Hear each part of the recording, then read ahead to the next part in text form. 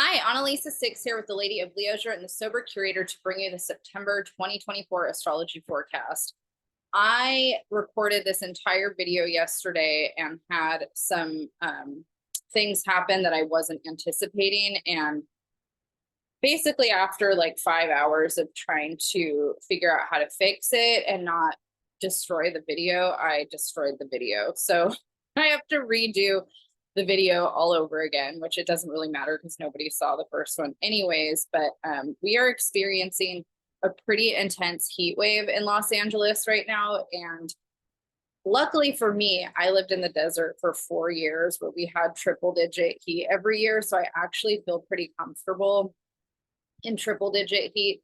But even though I physically feel comfortable, my brain still kind of forgets that I need to drink actual water and not just energy drinks and coffee.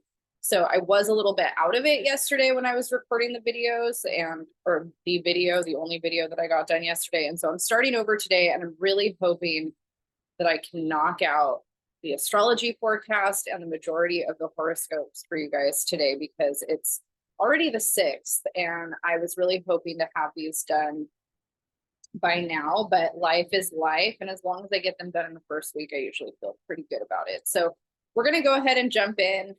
If you're new here, I'm an astrologer and tarot reader.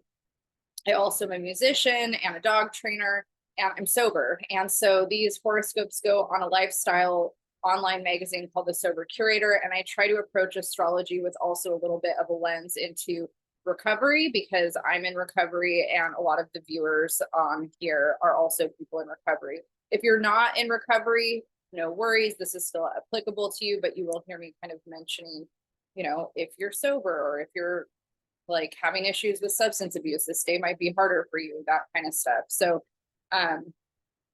that's a little bit there. If you want to book a reading with me, I will have the information in the description box, just basically my email.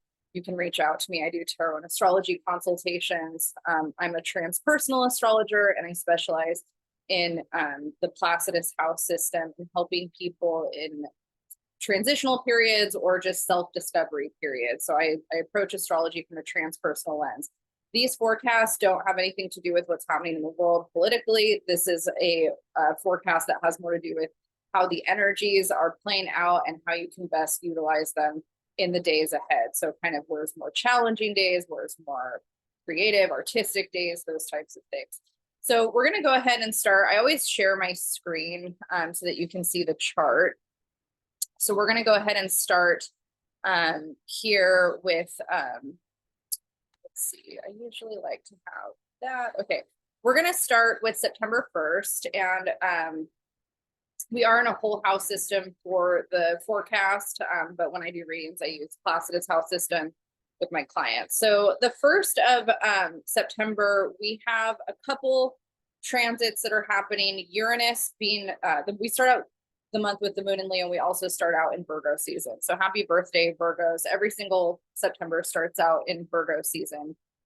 Virgo is the mutable earth sign of the zodiac, ruling the 6th house that represents our relationship to daily routine, health and wellness, and how we're of service to the world and people in the world. It's a servitude sign. Uranus stations retrograde on September 1st in the fixed earth sign of Taurus. And we've had Uranus in Taurus since, I believe, 2018, since I think May of 2018. I looked at this yesterday when I did that video. Just wanting to make sure that I'm right. Yeah. So since May of 2018, we've had Uranus in Taurus, and Uranus is stationing retrograde on the 1st of September at 27 degrees of Taurus. And so this energy, since we've already kind of been under the influence back when Uranus first stationed into Taurus, Taurus is that fixed earth energy that really likes things to be grounded, stable, materially figured out in a practical and pragmatic way. It wants the ducks in a row. It wants to work hard. It wants to stabilize everything. And Uranus is the planet that's called the destroyer. It comes in and it changes things, and it changes things for the, a lot of things that I've read over the years about Uranus is it's not just changing things to be disruptive. It's changing things in the name of progress. And so, I think a good example of a lot of the earth signs is that earth energy is really good at, like Capricorn's really good at taking rules, traditions, applying them and pushing them forward and establishing structures and going after things. Taurus is really good at taking those structures and stabilizing them. And, you know, it's a workhorse. It likes to ground things. And then Virgo is really good at taking what Capricorn and Taurus started and adapting it into a bigger system. It's like the project manager of something versus just the workhorse or just the leader. They can look at the group or the whole and say, here's how we can expand upon this and make this better or bigger. And Uranus comes in, and Uranus being the ruler of Aquarius is very like, let's look and see how we could do things even better, and let's disrupt the mundane or the structure so that we can make progress. So it's kind of like if you have something that has been, maybe it's been working, like maybe there's nothing wrong with it, but let's say it's gotten really mundane and kind of stale or stagnant. But let's say looking at it like everything's fine on paper, like there isn't any reason to change anything, but it just feels monotonous and boring and stable in a way that people tend to take for granted. When Uranus comes in, it's like, okay, let's shake everything up and change everything. And it's like the Tower card in the tarot, where everything changes, everything comes crashing down. And Uranus is here for progress. It's here to kind of revolutionize something that maybe needs to be changed. So when Uranus entered Taurus, you know, a lot of us astrologers were like, get comfortable getting uncomfortable. I was a little baby astrologer back then. I mean, I still consider myself a baby astrologer, but you know, it's just, we're constantly learning this stuff. It never stops. But you know, Uranus really came through, like ever since, like we think about where we were at 2018 versus where we're at in 2024, like things are definitely different. The world is different. You know, we went through a global pandemic. We're watching a lot of social unrest in different countries, in our own country, in the United States. Structures are changing. Things that were in place are now not in place anymore. There's been a lot of surprises over the last few years. So, you know, we can see that with Uranus transits. And, you know, Uranus is always doing something. So, you know, it's not like we haven't been under a retrograde already, but this is Uranus retrograde at 27 degrees of Taurus. Uranus, I believe, is going to be retrograde until January. So we're going to have Uranus retrograde in Taurus for the rest of the year, starting September 1st. And, you know, one of the things that you can do to see where Uranus is revolutionizing or trying to push you into progress in your chart is see where you have 27 degrees of Taurus, and Uranus is going to go all the way back to 23 degrees. And so that little 5-degree window in your chart, if it's hitting anything, is where you're going to be experiencing some form of reflection and review around something changing in your life. And so an example is I have my sun at 25 degrees of Leo conjunct my South Node in the 8th house, and Uranus is making an exact square to that, I think, in November. And so, you know, the sun represents my identity, the South Node represents past life karma. Uranus is coming here and revolutionizing or changing something about the way that I perceive myself, my identity. It's in the 8th house, which has to do with assets, inheritance, marriage, all of that kind of stuff. And I've been going through a divorce, and my whole identity, sense of self around those things has been evolving and changing. And it does feel like it's for the better, even though it's been really painful. So I can look at Uranus, you know, and the thing that's interesting is Uranus is going to make that exact square to my sun and South Node on the anniversary of my husband leaving me, and also on the anniversary of what would have been our 12-year wedding anniversary. So Uranus doing that, it's like shedding another layer of that identity expression and what those things mean to me. So that's a big thing. And with retrogrades, you know, it's reflect, review, reassess. And so we're in a period where we're really going back into kind of a reflection of the past. And, you know, in a lot of spiritual practices, we're really trying to stay present in being grateful and kind of in the moment. But retrogrades really have us do a lot of reflection around things and reflecting on, you know, the change that's happened or that needs to happen. So that's an example of the Uranus retrograde that we're entering on September 1st. So look to where, you know, you might have it in your chart. You know, it's transiting, I believe, my 6th house in whole signs, my 5th house in Placidus. And so daily routines and creativity are changing in some shape or form for me, which is definitely true. But you know, if you have it in the first house, that's identity stuff. The 10th house, it's your career. 11th house, social circles, groups, you know, 7th house, relationships.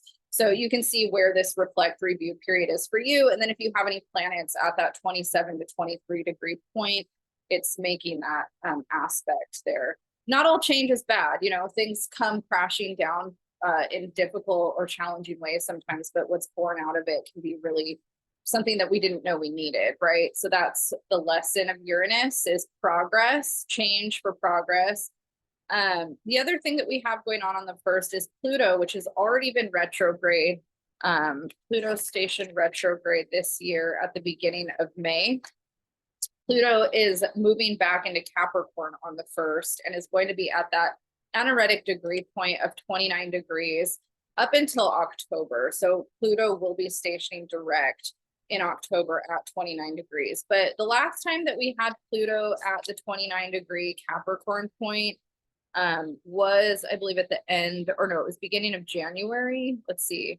It was the end of December of last year. So December, it looks like 20th through January 20th, that month was when Pluto was at 29 degrees Capricorn. So you can see kind of what was happening last year for you around that time versus this year, and just kind of, you know, think about where you are and, you know, where you've been, and also where Capricorn is hitting in your chart. Pluto is the planet that represents our relationship to the subconscious. It's the underworld, and the underworld symbolizes the subconscious. And so, you know, a lot of times when we're going through a heavy Pluto transit, we might be in a reflection period on things that are, you know, from the past that need to be brought up for healing. And, you know, we look at Pluto in a way that's very karmic, like it's stuff that maybe is tied to multiple lives, not just the life that you're in now. Your soul is consciously trying to work through or heal this narrative. 29 degrees is the last degree of a sign. And so we're in this kind of pivotal place of trying to really grasp and learn something about this energy before it moves into the next energy. And we've already had Pluto in Aquarius for most of the year. And so we're teetering again between that a little bit before it enters Aquarius again in November. All right, so that's going to be the main energy of the first. Then so we have this kind of like poignant time, and then going into the second, we have a new moon at 11 degrees of Virgo. And new moons are a time for setting intentions around things that we want to manifest or bring into our life. And Virgo is that mutable earth energy that I was talking about at the beginning of the video. Really good things to set intentions towards during the new moon in Virgo is your health and wellness. So if you've been meaning to get more on a regimen or routine about how you take care of yourself, that's a really good thing to set an intention towards during a new moon in Virgo. Our daily routine, how we wake up in the morning, how we go to bed at night, how we structure our day, how we plan things, that's also really good for a Virgo new moon. Virgo energy is really good at organizing or kind of problem solving. And so if you have a lot of moving pieces in your life right now that need your attention, it's a really good time to sit and kind of get focused around that. New moon energy in Virgo is also a really good time for spending time in nature and doing yard work or tending to a garden, things like that. It's kind of a time of harvest right now. So that's something that can also be really beneficial if you're somebody that has a green thumb and really likes to spend a lot of time in nature with plants. Virgo also rules pets. So in the 6th house, pets are like a big theme for that house. And so Virgo energy is also, you know, centered around that. The other thing that we have going on this day is Mercury and Leo making a trine to Chiron and Aries. And so Mercury and Leo, we've already had this energy here for quite a while. The retrograde was in Leo, and Mercury at the beginning of the month on the 2nd is at 22 degrees of Leo. So we're in this kind of bubble of still coming out of that Mercury retrograde energy and revisiting some of the themes that we've been working through. Mercury is how we communicate and how we perceive things. So when it's making an aspect to something, this is asking us to really reflect on, you know, how we're communicating and how we're perceiving information. Chiron is the wounded healer. It's been in Aries for quite a while now. Mercury in Leo trine Chiron in Aries is asking us to be mindful about how we're communicating our needs in terms of ego assertion. Like, what do I want? Who am I? Leo can be very fixed and very arrogant and very prideful on what it believes or what it knows. And so can Aries. And there can be identity wounds when we're triggered around what we perceive or what we think we know. And trines are fast moving energy. They really ask us to reflect on, you know, it's not a reflective energy, it's a fast moving energy. So we're more prone to maybe taking things in a hot way. Like, it can be a hot headed energy, it can be an intense energy. It can also be a very passionate energy where we feel like we need to express and share ourselves. But Mercury, I think, always lends itself, like, the retrograde's a reflective period and we're coming out of that. And I think Mercury always lends itself to reflection. You know, sometimes it lends itself to reactivity in a fire sign. But I guess for me, I'm always kind of trying to think of how can I reflect on what's coming up for me emotionally. If you're not a reflective person, if you're kind of just a reactive person, this energy could come out in a very reactive way. So that's something that you just want to be mindful of. Let's see. Next we have on the second is Mars in Gemini making a square to Pisces, Neptune in Pisces. So Mars is the planet of action and conflict. It's also considered to be an energy that brings a lot of challenges to wherever it's transiting. And in Gemini, Gemini is the energy that Mercury rules. It's very analytical. It has to do with communication. It's also around how we perceive information. And when Mars is in Gemini, it amplifies kind of some of the more intellectual, mental spheres. And it also can carry a signature to where we're more prone to anxiety or more prone to an excess of mental energy. Neptune in Pisces, Neptune's been in Pisces for a very long time. This is the last stint that Neptune's going to be in Pisces before entering Aries next year. And when we have a Mars square to Neptune, there can be, this is a kind of an interesting day with the new moon and Mercury trining Chiron. There's a lot of opportunity for us to feel ungrounded emotionally, somewhat delusional about how we're perceiving ourselves. We can be easily wounded over things that maybe we don't need to take personally. There can be a lot of anxiety in the air. So really leaning into the new moon in Virgo on this day is good, because Virgo energy, even though it's mutable and can be very scattered, it's good to kind of try to hone into the earth energy and try to find an area where you can be more grounded in what you can control and what you can do. Issues around what you can control and can't control are a big theme kind of starting this week out. Let's go ahead and move on. So September 3rd, we're still under the influence of this new moon energy and the Mars square to Neptune. On the 4th, the moon is going to enter Libra, and then we have Mars in Gemini making a hard aspect to that Pluto retrograde in Capricorn. Again, Pluto is bringing things up to the surface that we need to reflect on. This is a powerful and positive time to reflect and analyze around where you take action in a way that's productive versus not productive. Are there things that you need to kind of be open to changing or surrendering to that maybe in the past you would have been indignant around, like trying to hold on to that perspective? I think Mars can be really indignant on holding on to perspective. This is again happening at 29 degrees. So Mars is about to enter Cancer. So we have this kind of like last chance to say, okay, what do I need to surrender or release or let go so that I'm ready to kind of work on this next layer? Because once Mars enters Cancer in the afternoon on the 4th, we shift out of the Gemini frequency and we go straight into this very emotional and more active self-care energy that isn't necessarily in its best placement, because Mars is actually considered to be in its fall in the sign of Cancer. And so what that means is that Mars is not the most comfortable planet in this sign. Mars is exalted in Capricorn, and Capricorn is that cardinal earth energy that has a lot to do with practical application towards the physical. And so Mars does really well here. So Mars is action oriented in an earth element. It's like, let's get things done in the physical. When Mars is in Cancer, specifically in the cardinal water sign, the positives could be very Ace of Cups, like if we lean into it that way, if we lean into vulnerability, if we lean into active self-care, if we're working on ourselves and our emotions in a healthy way.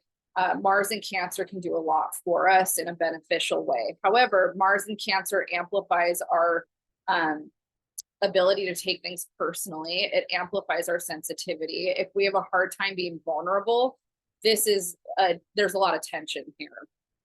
People with Mars in Cancer tend to be more reactive and self-oriented emotionally. So that could be something that we're all experiencing within ourselves and from each other through this transit. Mars is going to be here for the rest of September. There's a lot of opportunity for us to work on how we are vulnerable with others and how we perceive emotions, and also how we take action towards healing things emotionally and sharing those things. I think that it's different for everybody how this energy gets expressed based off of where Mars is hitting in your chart. So when I get into the horoscopes, you'll see kind of more how it's impacting or influencing you in your horoscope. September 5th, moon is going to be in Libra. September 6th, we're going to have the moon in Libra, and then it's going to enter Scorpio in the evening. This is today now. Mercury in Leo is going to be squaring Uranus retrograde in Taurus. And so Mercury transits, when they're hard, when they make a hard aspect to something, it can feel like we're in a Mercury retrograde still. So a lot of times when you're like, Mercury's not retrograde, but it feels like it, oftentimes it's a hard aspect to Mercury. So today's one of those days. I was thinking a lot about this transit yesterday when I recorded the video for an hour and lost it and was having technology issues all day. I was like, okay, this square hasn't hit exactly yet, but I feel like I'm already having a lot of experiences that feel this way. So it was really a frustrating energy. There can be surprises in communication dynamics. There can be, just tension around moving things forward in terms of something that you're trying to work out around technology, travel, anything that has to do with that. Trying to think, more prone to accidents here. Usually that's more of a Uranus Mars transit, but I think that, there is a potential for you to kind of be more in that space when there's a square to Uranus and Mercury rules travel. Let's go ahead and move to the 7th. So we're still going to be under the influence of that Mercury square to Uranus. The moon is going to be in Scorpio, and then the sun in Virgo is going to make an opposition to Saturn in Pisces in the evening. Sun-Saturn transits do lend themselves to feeling more on the depressive side of things. We tend to feel a little bit more critical of the self. We might feel like a hard pressure around whatever it is we are perceiving we need to do that either promotes or inhibits us moving forward in our ego self, so it's like if we're in this state of like, oh, I need to be getting all these things done, or I should be here, but I'm actually here. Saturn can kind of come in and bring up some of that stuff for us. I have Saturn in the first house, and I feel like Saturn in the first house has a similar vibe to Saturn transits to the sun. There's a harsh inner critic. There's a lot of internal pressure to be good at something or to get things done. The thing about this is it's the Virgo Pisces axis. And so this has a lot to do with our relationship to how we're of service and kind of what we're doing in the world. And also with the Pisces influence, there's a lot around creativity and spirituality. This is an opportunity for us to really go deep around our why. Like why do we do what we do? Who are we? How do we take what matters to us on a deep soul level and apply it in a practical way and make sense of who we are in the world? Like that's a big kind of vibe for the Saturn Sun opposition on this day. If you feel heavy, if you feel intense, like this is a good day to ask yourself, how can I be of service to somebody else? Or how can I do something that empowers me? And, if you're in recovery, how can I do something that empowers me in my sobriety or in my spiritual journey? This is a good day for meditation. It's a good day for getting really clear on kind of who you are on a deeper level and how you're living the life that you dream of, not just fantasizing about it. How like the sun in Virgo is very like, how can I in the physical reality actually do the things that the Saturn in Pisces is envisioning? and imagining for me moving forward, if that makes sense. Saturn in Pisces is very imaginative. It's really good at taking what's in the imagination that we want to bring out into the physical world. And the Sun in Virgo is like trying to figure out, how do I physically make all of this happen? But you know, there can be a lot of judgment around that. Like, why can't I figure this out right now? And it's important, I think, with Saturn involved, is to not look like at it as something that needs to be figured out right now. It's more like steps, you know, like how do we start implementing the steps towards something, if that makes sense.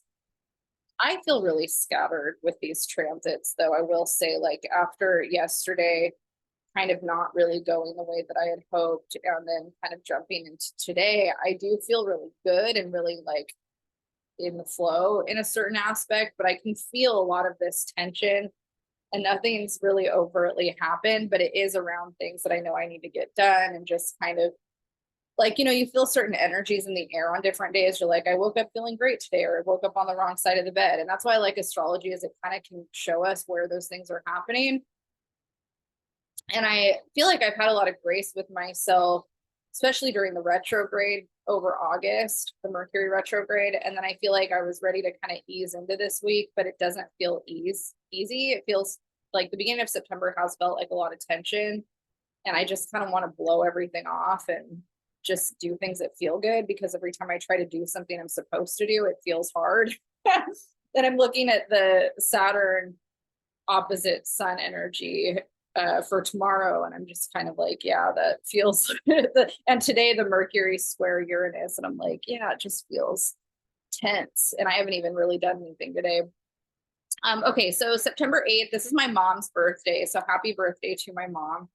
She probably won't watch this, but I feel like I have to acknowledge it. On Sunday the 8th, we're going to have Mercury and Leo making an inconjunct to Neptune and Pisces. And so Leo Pisces transits is inconjunct. We've been having so many inconjuncts with Leo and Pisces throughout the year. And I will say it's one of those energies that's really creative. It can be really empowering for creativity and kind of getting any kind of music, art, poetry, performance energy out there. It's really good for taking, you know, things from our imagination and applying it into something creative. There's also a big need for escapism from the mundane. So I was kind of talking about, I really don't want to do the responsibilities. I kind of just want to do the things that are fun.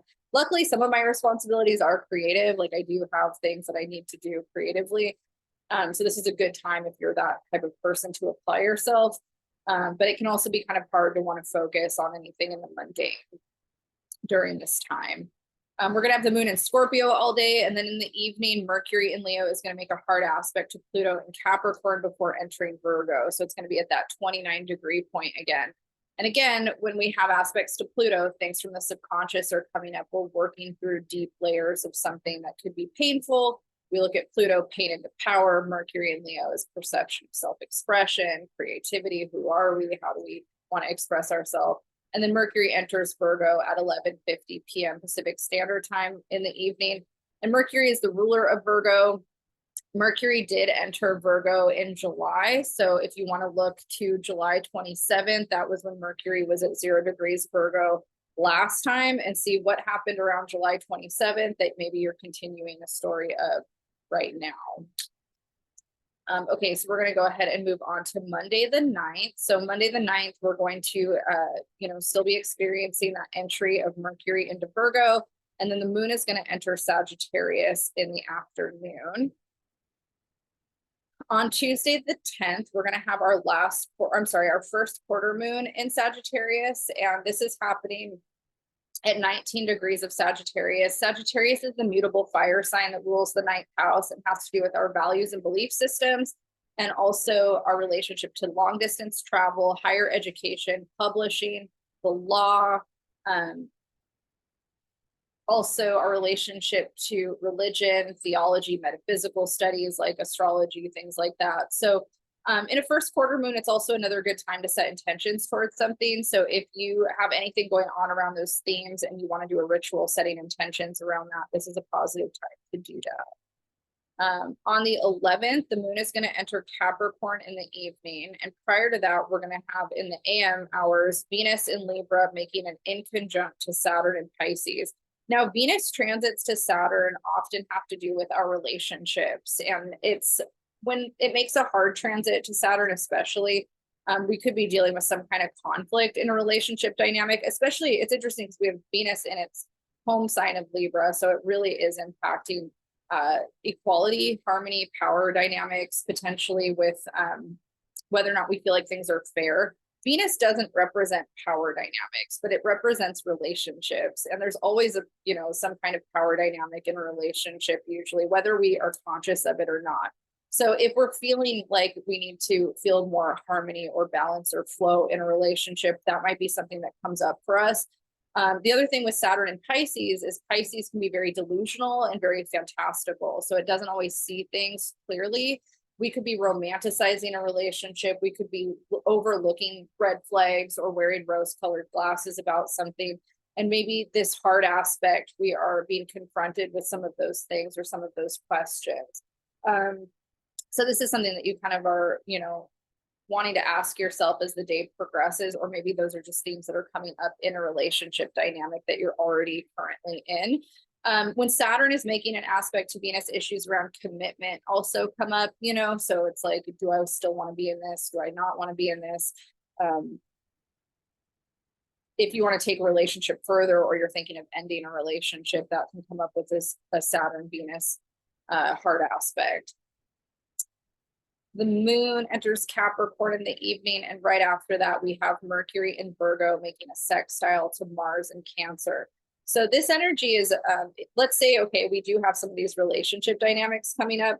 Mercury in Virgo, sextiling Mars in Cancer, wants to figure out a way to take a practical approach to communicating feelings and difficult feelings. So this could be something that we're having a hard time being vulnerable with. Maybe it comes out in kind of a reactive way, but we really want to problem solve or mitigate risk in some way. Mercury in Virgo has a lot to do with risk mitigation. So wanting to get in front of things that can sometimes come off to other people, like future tripping, or maybe worrying about things that don't need to be focused on or talked about. But a lot of Virgo energy is about problem solving and getting ahead of things. And a lot of people that don't have Gemini or Gemini or Virgo energy don't understand that that's where it's coming from. It's not necessarily coming from like trying to have anxiety or stress out about something, which a lot of Virgo Geminis do have anxiety and stress out about things, but it's risk mitigation. It's like, I'm smart, I can see all the potential problems, I want to pick the best possible outcome to, prevent the most potential problems. And so that's something that you could be doing, especially with the Venus and Saturn, kind of aspect happening. You could be doing that in a relationship dynamic, and with Mars and Cancer around something that triggered you, where you feel like you need to work out some kind of feelings. Sextiles are positive, they're harmonious. So it's really supported today to have those reflections or those conversations. If you're not having them with a relationship partner, you might be having them with a therapist, or just trying to sort that out in some way around a relationship dynamic. And when I say relationship dynamic, it can be romantic, but it can also be in a friendship, a business partnership, even with a family member. Okay, so let's go ahead and look at the 12th. On the 12th, we're going to have the Sun in Virgo squaring Jupiter in Gemini. So this is a mutable square. This could be a day where we feel like we are blown out. And by blown out, I mean we are thinking larger, big picture in a way that could kind of be anxiety inducing. So it's really important that you lean into that moon in Capricorn and find a way to get grounded and more practical and realistic. Gemini energy and Virgo energy is really great. Again, like I was saying before, mitigating risk and seeing big picture. But one of the things that they also excel in is analysis paralysis, where you think about so many things in a big picture way that it's hard for you to choose a linear direction. Capricorn, which is where the moon is a very linear, straightforward sign. So hopefully that moon in Capricorn is kind of helping to carve a linear path through some of that. Sun Jupiter transits too have a larger than life, flight of Icarus, kind of like unrealistic in certain aspects, energy to them, grandiose, seeing themselves, like the Jupiter Sun aspect can definitely be like, I see bigger potential, lots of optimism here than what maybe is good sometimes, and it's hard because I'm definitely somebody that I love magical thinking, and I love the belief that I can manifest whatever I want, and that I'm very much like in that flow of, you know, high vibe, believing that I can have it all kind of thing. But there is a humility and a humbling that happens with that I've experienced quite a lot in life, which I believe is that flight of Icarus journey. So, I think that we can have larger than life goals or dreams, but there's a balance and kind of a thing that comes with that often. So those are things to kind of watch out for through that. September 13th, the moon's going to be in Capricorn doing its thing. And then on the 14th, the moon is going to enter the fixed air sign of Aquarius. And then we're going to have the sun in Virgo making a hard in conjunct to Chiron and Aries. So it's kind of interesting, like that we have that Jupiter sun square, and then we move into a sun in conjunct to Aries, to Chiron Aries, because again, like we're kind of combating some arrogance and maybe some need for humility. And I think the sun in conjunct to Chiron and Aries is there to kind of bring some of that up, identity wounds. What can we realistically accomplish right now? Even if we want to accomplish big dreams, what do we have to do now to get there? This can also have to do with maybe judgment, harsh judgments towards the self. Virgo energy can be very critical, and so can Aries energy. Issues around control, the Serenity Prayer we say in AA has a lot to do with accepting the things we can't control and just focusing on what we can control. And both Virgo and Aries want to be able to control their reality quite a lot. And so this is something that might come up for you, kind of like, where can you let go and be more open to what you can do and what you can't do. Venus in Libra is going to make a trine to Jupiter in Gemini on this day too. Venus and Jupiter are considered to be the great benefics. Jupiter's the great benefic. Venus is the lesser benefic. They're considered to be the benefics in astrology. So they're the good fortune planets. When they're in aspect to each other, great things can happen in whatever area they're happening in our chart. So you want to see where you have Libra and where you have Gemini and where this trine is happening, because it could bring a lot of abundance and good fortune to you in these areas. Again, Venus rules relationships, Jupiter rules expansion and growth. Jupiter also has a tie to things ending so that we can expand and grow. So again, in a relationship dynamic, we could either be taking the next step in a relationship, moving things forward in some way, working through something so that we can grow beyond where we've been. But we could also see an ending taking place too, or maybe we're leaving a situation or leaving a relationship. This week, though, like there's a lot of relationship energy around things shifting and changing. And that is that. The 15th, we're still under the influence of those transits, and we're going to have that moon in Aquarius all day. September 16th, starting the week out here, the moon is going to enter Pisces in the early AM hours. And now we are entering the eclipse portal kind of bubble. The eclipse isn't going to hit until the 17th, but we're in that ingress towards it. The main transit that we have on the 16th is besides the moon entering Pisces and that eclipse energy, is Venus in Libra in opposition to Chiron and Aries. So Aries and Libra rule the 1st and the 7th house. So Aries is identity, Libra is relationships and partnerships. And when they're in opposition to each other, we're dealing with those themes: the I, the me versus the other, and how I relate to somebody else. Chiron and Aries, wounds around identity, Venus and Libra, harmony, balance, relationships. We're in a reflective period on our relationships. We might also be experiencing some triggers or some wounds coming up in a relationship dynamic where we have to figure out, how do I preserve me while also giving an equal amount in the relationship dynamic? What's fair?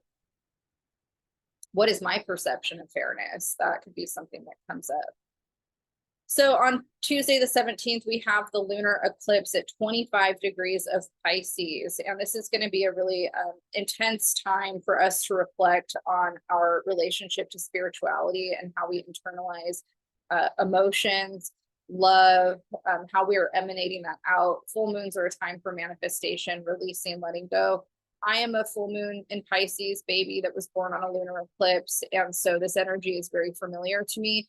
I'm a very intuitive, psychic person. I have really intense psychic dreams, and this is elevated in the collective consciousness during this lunar eclipse. So this is a great time for transcendental meditation. It's a great time for creativity, poetry, songwriting. It's a great time to set intentions around your relationship to spirituality. It can be a really challenging time for those of us in recovery if we are struggling to stay sober. So this is a good time if you're new in the program or if you are needing help to lean on your people. If you're struggling to have a spiritual practice, this is a positive time to maybe do some meditation around that. Dream journaling is also really positive during this moon, and also doing any kind of active meditations around dreams, remembering dreams, lucid dreaming, that kind of stuff is really supported during this time. Eclipses are said to open up portals for periods of time. So we're entering this kind of like 6-month eclipse portal. So whatever you set into motion now, you're going to be experiencing over the next 6 months. On the 18th, the moon, we're still kind of feeling that eclipse portal energy in Pisces. And then we're going to have Mercury in Virgo making an opposition to Saturn in Pisces.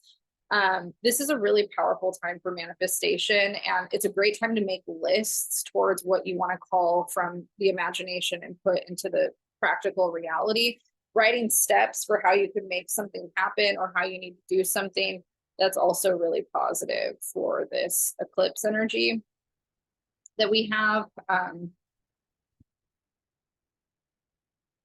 Mercury in Virgo can be really judgmental, and Saturn can also be really critical. So that's something that you want to be mindful of, not to get too critical or judgmental or constrictive over, what that list is, but also having some level of being real about the steps that need to take place in order to get something done.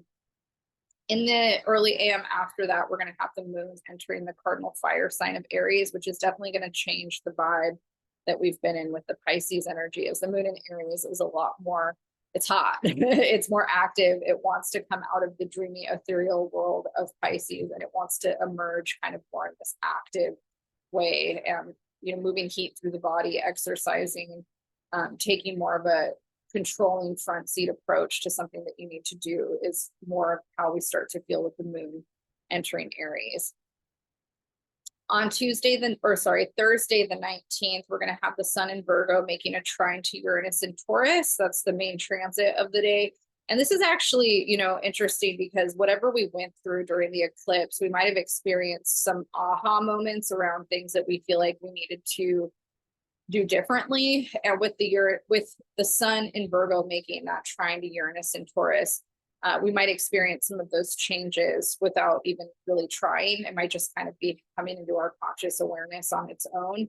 Again, looking at change and everything falling apart as a sign of something that needs to fall away so that we can move towards active progress in some other way. Sometimes we don't know how much better something could be until it's taken away from us, because we would have held on. We wouldn't have ever let go or given it a chance to see something a different way.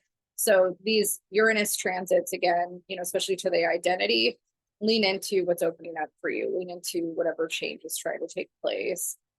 On the 20th, we are going to have the moon entering the fixed earth sign of Taurus. And then Venus in Libra is going to make an inconjunct to Uranus in Taurus. So again, we have another aspect to Uranus, and Venus is this, relationship energy. So we might experience some kind of change in relationship dynamic that we weren't necessarily expecting. Venus also has a connection to money and is the ruler of Taurus. And so this could also be a financial transit where something could happen financially that we weren't necessarily anticipating on the 20th. So that's something that we need to be mindful of as well. The other transit that's happening on the 20th is the sun in Virgo making an opposition to Neptune in Pisces. This is a really powerful energy for manifestation work around identity expression. However, it's also where we can get really delusional about ourselves and what's actually possible. So again, we're writing that kind of balance between thinking big and imaginative and creatively, while also honing into what we can realistically do in the material right now. But I like opposition like this, because I love earth water oppositions, because if we can be balanced in them, we can lean into the water energy that's spiritual, intuitive, imaginal, creative, And then we can really do a lot with it out in the physical. And, you know, I think the material reminds us of where our limitations are, but it doesn't have to be a negative thing. It can be kind of like, okay, what can I realistically accomplish today? And where can I feel a sense of accomplishment? And where can I lean into the things that give me a sense of woo, I guess, ethereal woo. I guess, let me think of an example. Like for me, painting does that. It's like, I'll get this kind of creative urge and I'll start to envision something, which is very Pisces. Like I'll just kind of feel it. And then when I go and I get my paints and I go to do it, it's like I'm watching myself create it in the material. I'm physically applying myself to it. Same thing with music, you know, I'll have like these downloads of words or songs when I'm doing something, and then I'll go and I'll physically write it out, and then I'll take the instrument, start working on it. Like I'll just start hearing things. And that's the relationship between water and earth. You know, we might channel or download some kind of feeling and figure out how do we apply that in the material. And I have limitations. I'm not a trained painter. There's only so much in music that I know how to do, but I am constantly pushing myself to evolve within that. But I know that, you know, there's still so much that I have to learn. And so my limitations or my practical reality is kind of where I'm kind of at, you know, in the material in that way. Okay, the 21st, we have Mercury in Virgo making a square to Jupiter in Gemini. And so again, you know, Jupiter is that expansion, growth energy, and Mercury's communication. And here we're being asked to grow beyond maybe a perception or an idea of something that we thought, and also maybe grow beyond limitations. Like this is an opportunity for us to evolve, but there's tension here. So we also need to be mindful that we're not trying to grow too beyond where we can really handle, if that makes sense. But sometimes we don't have a choice. I mean, I think the way my life kind of fell apart and got pushed, I've grown beyond something that I would have chosen for myself, but it's been for the better, which is very Jupiter to me. A lot of people will see Jupiter transits as negative in the beginning, because if growing hurts, or you're wanting to stay maybe more stable than what Jupiter wants of you, it doesn't feel fun, you know, in the beginning. But if you're somebody that enjoys constant change or constant evolution of self, Jupiter transits can be really exciting. There's a spontaneity to Jupiter. It's time to level up, you know, kind of energy. And so with Jupiter and Mercury, this is kind of that, how do you get beyond where you've been in a way that can push you, you know, forward. But, you know, Virgo and Gemini are prone to analysis paralysis. So again, you could get in your own way. So you need to be mindful of that. Venus is going to make an inconjunct to Neptune on this day as well. So Venus is still in Libra and making an inconjunct to Neptune in Pisces. Now, this energy, even though it's challenged, is also really powerful for art and creativity. This is a great energy for musicians, writers, poets. It's also a really romantic energy for relationships. And so if you are in a partnership, this could be a really fun date day. You might be in kind of a Delulu bubble, but it could be a really fun, it's a fun energy for that. We also are going to have the Sun in Virgo making a trine to Pluto in Capricorn. So this is the last day of Virgo season. And whenever we have that Pluto transit again, there's a chance for evolution and growth and transformation and healing. And so again, this is around identity expression. It's an earth trine, so it does have to do with our identity expression within the material, our relationship to the material, and how we are taking care of ourselves in the physical, health-wise, financially, work-wise, all of that kind of stuff. I know I repeat myself a lot, but there's a lot of symbols here that I'm looking at, and I get off on tangents. All right, 22nd, let's go for it. Libra season. It is the fall equinox, symbolized by the holiday Mabon. So this is a really positive energy moving into fall season. I say it's really positive because I love fall and I love Libras. So happy birthday to all the Libras. You are the cardinal air sign of the zodiac, ruling the 7th house, the house that represents partnership. It represents our ability to see fairness, what is just in the world, where we seek harmony and balance with other people, how we are receptive to the needs of other people. All of those types of things are Libra centered. Libra is really good at aesthetics, beauty, being ruled by the planet Venus. So there's a lot of positive energy in the sign of Libra, romantic energy. So besides the sun entering Libra, we're also going to have the moon entering the mutable air sign of Gemini. And we're going to have Venus making her last aspect to Pluto in the afternoon. So this is the last day Venus is in Libra. Venus is going to make a square to Pluto in the afternoon. And so again, kind of like Venus aspects to Saturn, Venus aspects to Pluto often require us to go deep when it comes to our relationship dynamics and ask ourselves what needs to be transmuted and changed or healed when it comes to something buried within the subconscious that's coming up to the surface. And then in the evening, the early evening, Venus is going to enter Scorpio, where it's actually in detriment. Venus in Scorpio is not my favorite. However, having that last aspect to Pluto right before entering Scorpio feels really poignant, because this is an opportunity for us to really go deep down into the subconscious around what our relationship to relationship is. The reason why I don't particularly like the Venus and Scorpio placement is it brings out kind of more of the shadow qualities of what we feel in a relationship, like jealousy. Not saying that we all feel that way, but like there's tendencies that a lot of people have towards jealousy, competition, maybe some like sex addict tendencies or love addict, lust addict tendencies. It can really bring out some of those qualities if those are things that we're having to deal with or face. However, it can be a really positive energy for healing that stuff and evolving higher beyond it, and kind of recognizing where maybe we still have more work to do around relationship in the subconscious. On the 23rd, the moon is going to be in Gemini. And then on the 24th, we're going to have a last quarter moon at 2 degrees of Cancer. And last quarter moons are a really positive time for letting go, releasing something. And we have that Mars and Cancer energy still. So this could be a good time for you to reflect on your own relationship to your feelings, your emotions.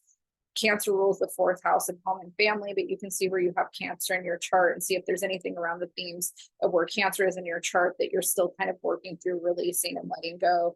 This is a positive time for active self-care, like the Ace of Cups type of energy.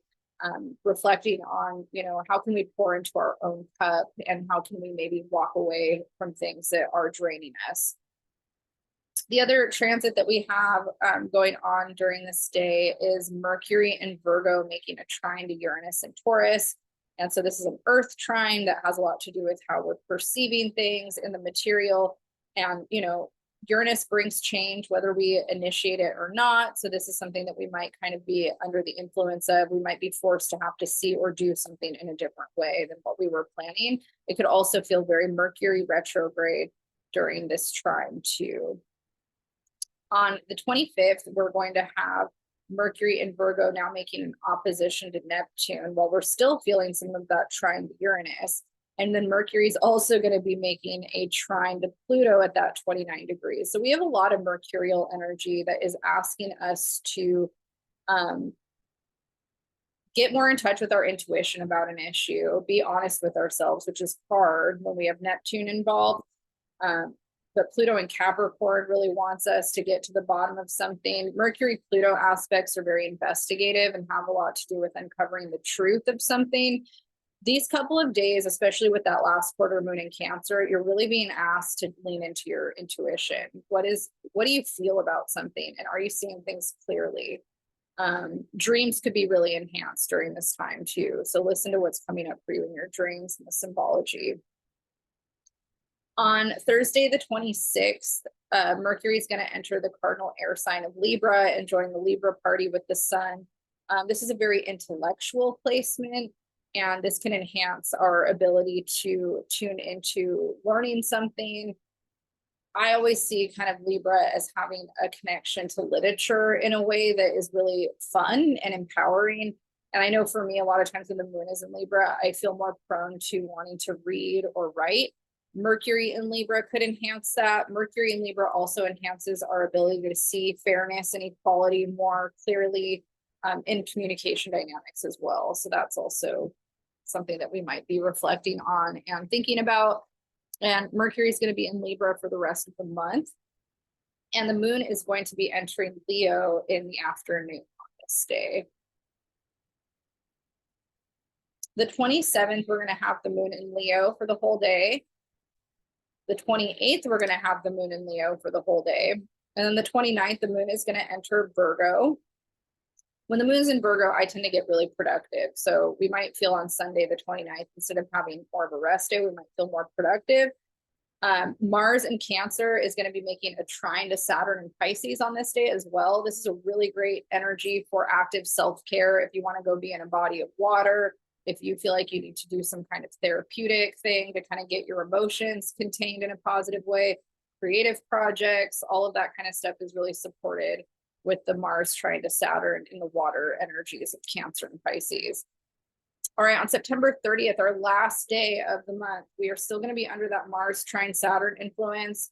And then the Sun in Libra is going to make a conjunction to Mercury in Libra. So we've got a cazimi happening, issues around fairness and equality, and whether or not we feel like we're in those dynamics are going to be a big central theme for us on the 30th.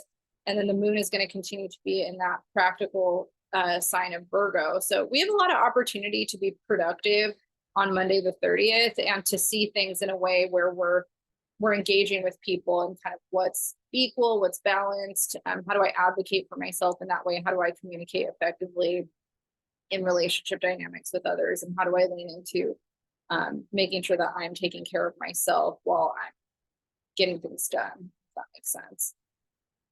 We're also on the precipice of the solar eclipse that's happening on October 2nd. So a lot going on here as we end September. All right, I feel good with that. I hope that it was a better video today than the one that I botched yesterday. I'm gonna try to get through the horoscopes and upload those as well after this. If you liked this video, please hit the like, subscribe, and share it with your friends. If you didn't like it, no worries. I do these every month, and I usually post them within the first week of the month on my blog and for thesobercurator.com. Again, if you'd like to book a reading, I'll have my email in the description box, and I will see you all next month. Good luck.